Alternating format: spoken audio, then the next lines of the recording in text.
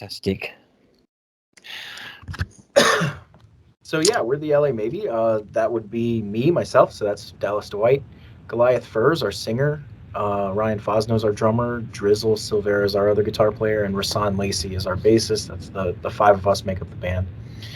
We started the band kind of out of a Journey tribute band, but that didn't last. So we just kind of decided let's do our own music. So we started writing, and then the pandemic hit and canceled all of our gigs. So we recorded an album and then put it out and got some really good feedback. And from that, we just kind of started, being the LA Maybe. So it kind of grew from there, and here we are now, coming back over to the UK for our second tour. We've played the Kiss Cruise, Yes. a deluxe version, new single just came out. We got a lot of stuff going on. What made you be a Journey cover band? Were you all like major fans of Journey? No, we just replied to an ad basically, and it was a job. Yeah. Fair enough. At least that's But an that's honest but that's where answer. we met. So, but yeah, we do like Journey, of course. But that's where we met. So it kind of came out of that, and we definitely bring some of the ideas from that band over to our band as far as vocal harmonies and arrangements and hooks and things like that. So Uh, You're not. You're called LA maybe, but you're not from LA, are you? I mean, no, we're from Charlotte, North Carolina. Yeah. yeah. So is it because you really want to be in LA, or is it No, because why the everybody says whole no. It's not yeah? at all. The LA Maybe is a phrase I heard. Let's see if we Google it, if it actually comes up, or is it just going to be us that comes up at this point? Yeah, it's just us that comes up. Okay, well, it's just a phrase I heard, basically saying, the stereotypical Angelino kind of flakiness. You can't get a yes, you can't get a no. It's always going to be a maybe, that kind of thing. So she gave me the old LA Maybe, like that kind of thing. So we thought that Ah, was great. Yeah, it's so funny. Everybody lately has been saying maybe you'll go to LA. And it's like, no, if we wanted to go to LA, we would just go to LA. It's not that hard. Like we were just there a few weeks ago. It it. was fun. It was really fun. But yeah, that's interesting that you bring that up. And yeah, that's all it was. It was just a phrase. That's all. Kind of a pun. What's the rock and metal scene in your hometown? I mean, is it? Um, I guess I don't know. We're never in our hometown, so it's hard That's to always say. a good But sign. there's always lots of good stuff going on everywhere. I found, but it's we're out doing our own thing for sure, and focusing on our own stuff. We don't have a lot of time to be in the scene as much as I would like, but it is what it is. When you were growing up in Carolina, what sort of music inspired you to pick up the guitar and? Yeah, the first band would have been Guns N' Roses for sure. Mm. Hearing them, and that kind of just made me want to play guitar, and from there, after I felt like I'd learned enough Guns N' Roses songs, I started listening to like Paul Gilbert and Steve Vai and the more complex guitar players, and kind of evolved into that. And then I've kind of come back full circle to that classic rock sound, because that's where I feel like my roots are. That's where it's what I've always loved. And if I just write the music that is just the truest to who I am, that's just what it sounds like. So that's what the LA Maybe is. That's fair enough. It- Stick to what you love. That's the main thing. Yeah, for sure. We write songs that we wish existed, because Yeah, the ones we want to hear don't really exist in the exact way that we'd like them. So we just create it that way. So there's elements of this, elements of that, and we blend it all together, and out comes the LA Maybe. I think. Speaking as a guitarist myself, I think you go through that sort of full circle, don't you? You start off learning all the rock and roll kind of greats and Yeah, all the cliches. staples. Yeah, for Then sure. you go through all the technical stuff, and Mhm. then you think, oh, sod that. I want to go back to basics and just play good old fashioned rock and roll. Yeah, for sure. We definitely have elements of complexity in our rock and roll as well. Mm. There's a lot of like sneaky, weird stuff in our songs that um, you have to kind of, you know, pay close attention to the details to be able to play it Mm. right, kind of thing. So we love those details, and that's what keeps us interested. But it's not as simple as it seems on the surface. I will say that. No, making it look easy, that's the Mhm. trick. Yeah, that's true. Yeah, and you do it enough, it just kind of happens. But um, yeah, that's a good point as well. Were you guys in bands before? Yeah, we've all been in bands. I mean, we're all. I'm the youngest one in the band, and I turned 30 in during the middle of this UK tour on December 9th. So I'm about to turn 30 here in just a few days. So we're about that age group. So we've been around long enough to play in lots of bands and hone our craft. That way, when we came together, it was really fast to be able to sound good as a group, because we've all paid our dues in our own other projects and things like that. So this one, it just really shapes up. We're all professionals at this point, so everybody shows up prepared, and the You first time sound we it. play a song, it sounds like, oh, okay, that's it. We're good. Let's that kind of Yeah, thing. you do sound professional. You say it sounds if you know what you're doing. Yeah, we You try say for sure. this is your second time in the UK. Yes, we did a short run in May of this year. That's 2022, and now we're doing a bigger, more complicated run here, and we leave Wednesday. It's Monday at the time of this recording. Mhm. So we're super excited to go back and see a lot of things we didn't see the first time. So and see some of the things that we did again. So it'll be cool. What do you think about Britain at the moment? Well, I haven't been there yet lately. So it Mm. was May when we went. So it's changed a lot, I think, since then. Yeah, we'll see how it goes. It's colder. Yeah. Yep. Yep. We're sure you'll have a blast out, and we're sure you'll be well received amongst the UK audiences. Yeah, I hope Um, so. It seems you like they will. like this. It feels like our second home for sure. You've been described as one of the bands in the new wave of classic rock. Mhm. Do you like that title? Is that some? Yeah, that seems fitting to Yeah, me. yeah. I think Jeremy Wills coined that term, and we love him and the Facebook group and all that stuff. But um, it seemed just perfect. It's like, yeah, that's what it is, because it's not, you can't be classic because it's not old, Mm. but it's new, so it's a new wave of classic rock. The sound's kind of similar, makes sense. So it's kind of right where we belong, I think. Or the label You describes us. well, as you say, it's a good definition. It is like the second wave of traditional classic rock, isn't it? In a way, Yeah, for sure. and there is absolutely nothing wrong with that. I think we've had just about enough of the screaming abdabs. Yeah, yeah. Sorry, that's an English term. Oh, Screaming okay. abdabs. I'm still learning my English terms. Basically means screaming at the top of your lungs. Yeah.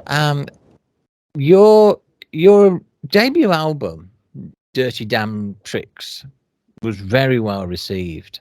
That must have really pleased you. I mean, it's so difficult to really break well with it with a debut album.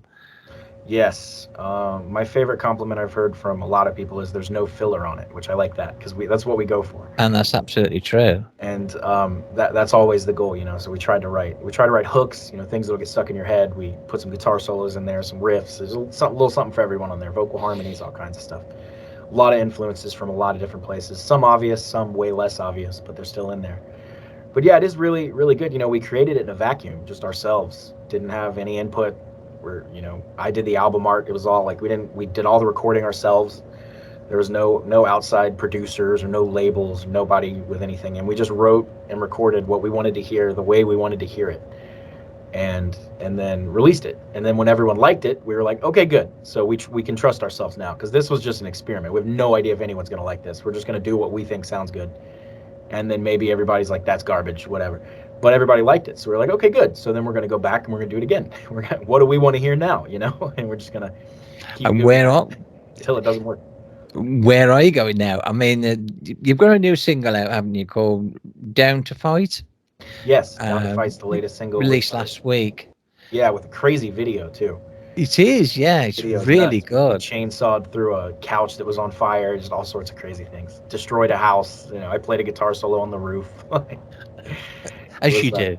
Yeah, it was a lot of fun. I thought I was going to fall the whole time. So just down to the what was the film? Almost Famous, on the top exactly. of the roof. I'm a golden god. Yep, exactly that. And I tend to close my eyes when I play, probably 80% of the time, which is one of the reasons I wear sunglasses. And I had to remind myself not to do that, because when you close your eyes, you kind of lose your equilibrium, which is fine when you're on flat ground, but when you're on a steep slanted roof with Converse, you can't be doing that, or you'll fall. No. And if I had fallen off the roof, I would have probably been fine. I would have just sat back and slid down and then kind of come off the edge. And if I had been able to just land on the ground, it would have been okay, probably. But there was a deck there that was really old and broken. So if I would have gone off the roof and straight through the deck, and that would have been a lot more painful. Sure. Yes, that wouldn't have been. It would added a certain violent element to the video. Yes, that's not the thing. The look if you was something going crazy bad's gonna happen, you better at least catch it on video. Yeah. So Is the single off the forthcoming album EP?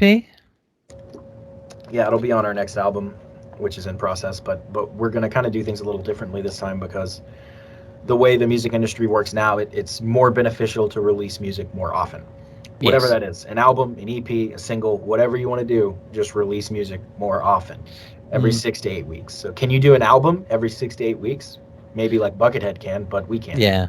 So it's a little too involved for us the way we do it to release so much music so fast. And the thing is, nowadays there's so much music being released that when you release something, anything, an album, EP, single, whatever it is, a video, you got about 2 weeks, maybe three, Yeah. 4 weeks, and then everybody's moved on to the next new thing that's come out from their other band that they like, or Metallica's new thing, or whatever, whatever. Yeah.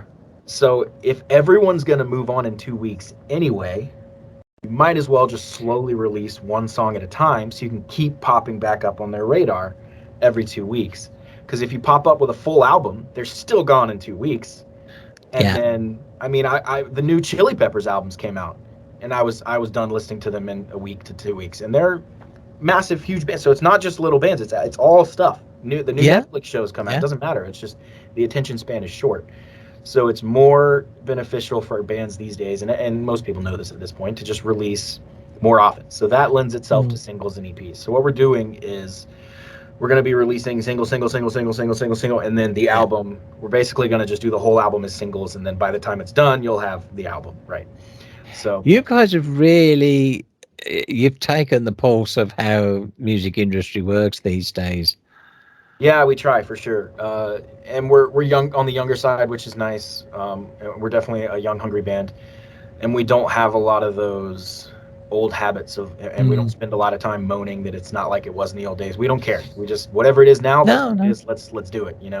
There's no sense complaining it's cold. Just put on a jacket. Like let's keep it is what it is. Let's just start Yeah. moving forward. That kind of thing. So that's what we've decided to do, and whatever the industry is, and it's always changing. Then that's the game we're in. So let's play that game instead of complaining that it's not a different game. As I say, you really grasped how it works. I mean, you obviously well up on how the Spotify system works, as you say, release, and Yeah. play them at their own game, basically. Yeah, and it's the same across the board for Instagram, TikTok, YouTube. It all is the same Yeah. thing. They want people on their platforms, so they need stuff released often. Sometimes that's as much as 5 times a day in the case of like Twitter or something like that. So our TikTok's kind of similar as well. Or Facebook, maybe once a day. There's things, Mm. ways you need to attack different. You have different strategies for different platforms, basically. But every one of those platforms is how you reach people now. We don't. Absolutely, it is. So Yeah. that's if we want to reach people, we got to do it the way they want us to do it because that's how it goes. So and within that doesn't feel limiting to me. That's just the parameters. That's like saying like football or soccer's limiting. It's like it's not limiting. You just have this field, you have these rules, and then you do everything you can do within those parameters. It's the same thing here. You have this parameters, you have these rules, you have these best practices and these algorithms, and you just do what you do in that parameters, right? Sometimes you can kind of sneak around them and do your own thing, and sometimes that works. I think more often than not, it probably doesn't. But it's not to say we're trying to be boring or just fit the mold or anything like that. We'll just be ourselves, but within the parameters we're given at any given moment. And here you are back, going to tour the UK again. Did did you find any problems with setting up a tour in the UK? Because even some big bands are complaining that the UK is making it difficult for them to play over here.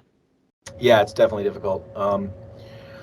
Just prices mainly. Touring's expensive in general, Mm, and we're a fully independent band, so we don't. yeah, It's like okay, who's paying for the flights for 5 people? We don't have a crew. It's just it's just yeah, five because we can't afford a sixth flight, a seventh flight, an eighth flight. We can't afford 5 hotel rooms. It's like so how do we make it work on the budget that we can make it work with, which is still in the 5 figures for like 10 days, yeah, 12 days or whatever. So it's doing what we can to pull it off because we're definitely a determined band. If there's a challenge in front of us, there's no way in hell we're ever going to say, oh, we can't do that. It's immediately the question is, okay, how can we do this? So then we you work do. You are a backwards. very Okay, we're determined doing band. this, so how do we do it? you know and that's kind of what it was. It was like, okay, we're touring the UK in December. we had figured this out as soon as we got back home in May. As soon as we were home, before we even landed, we had an offer. So we were like, okay, so we know what we're doing now. Let's spend the summer playing cover gigs, socking away all the money we can, making fans here while we do it, selling merch, everything we can do, and then strategizing how to sell tickets and get back over there. And let's go ahead and prepay for everything, so when we get over there, we don't have to stress. And let's make it happen, because we're going to get over there and just do our thing. And then it's already paid for at this point mostly. So whatever happens. It's just all cherry on top.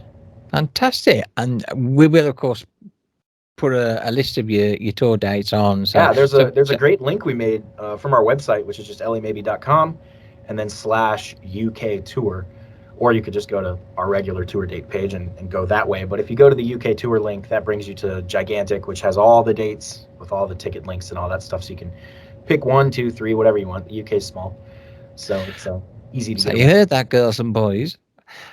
Go and see these guys live. You aren't going to regret it. And when you get there, buy their T-shirts, buy their album, because we certainly appreciate that. And we're if you look at our pictures, we look like a bunch of mean guys, but we're really friendly and goofy. So come say hello. We just like to crack jokes and meet people. And everyone we met over there last time was so nice. And ask any of them, and they'll tell you it's a really fun show at a really high level for where we're at. Money wise, we can't afford fireballs and stuff, but if we could, they'd be there. So maybe in the future. Yeah, we'll see. Maybe burn down a few clubs on accident, but when you're on the road, what essentials are important to you? What do you really have to have in your gig bag?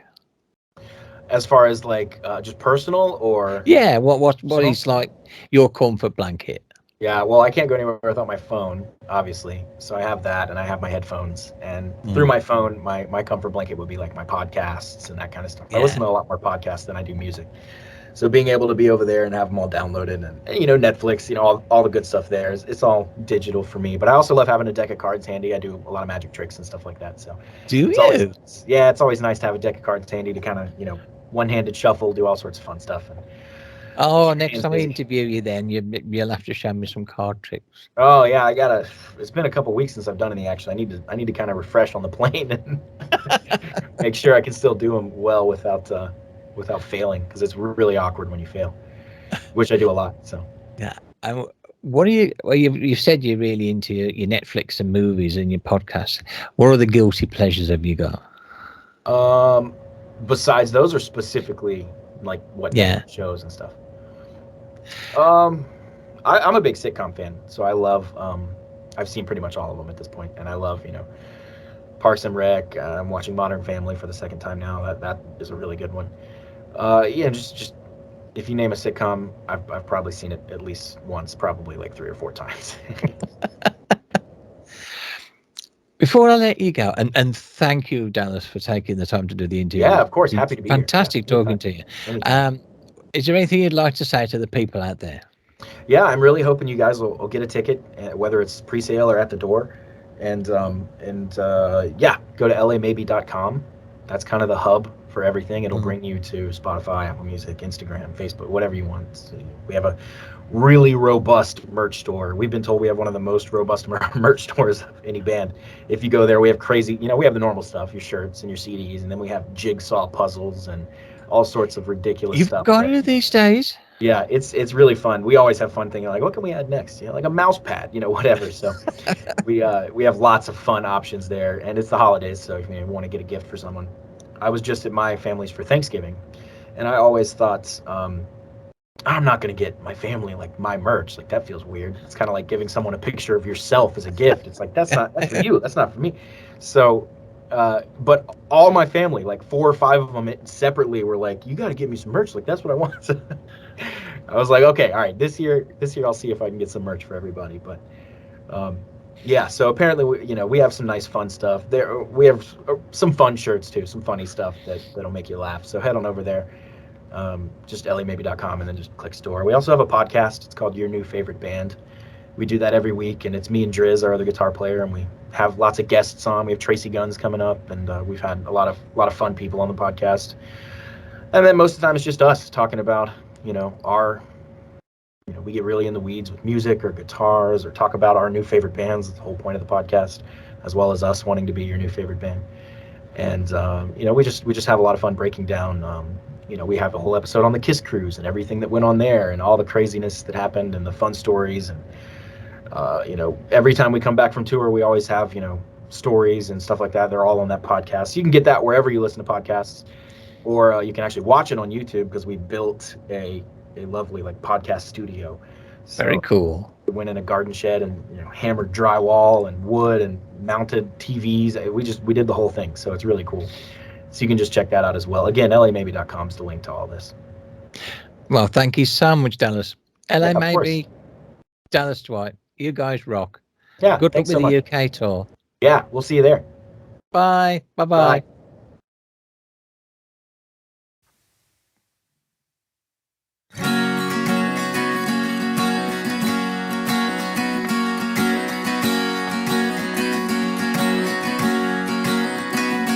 If you're out there walking in the rain, hear those whispers driving you insane, and you know it's a time to change, but it's a long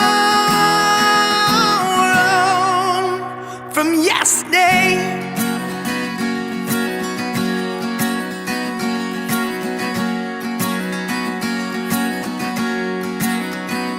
If you're out there walking all alone, and you're needing some time to call your own, and you know there's a time to change, but it's a long road. Fly away, take my dreams and make my escape. 'Cause if you only knew the things that I do to fly away.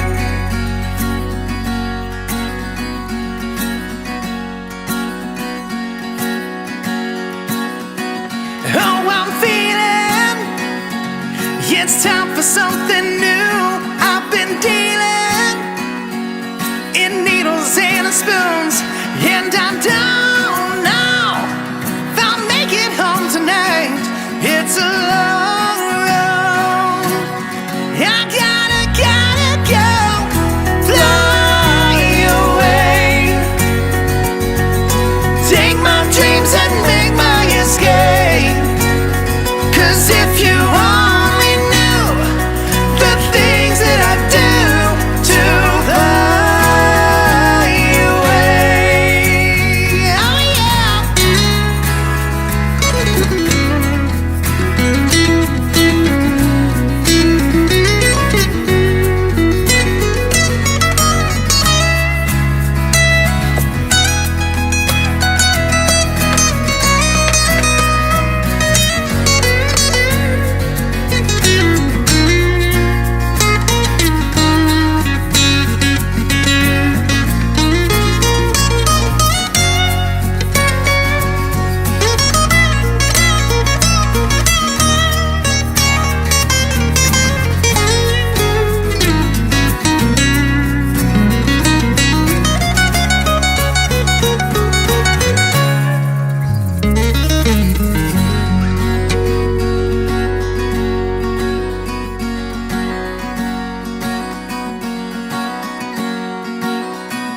I've been thinking, gonna sit and rest my bones. Still dreaming of a face to call home.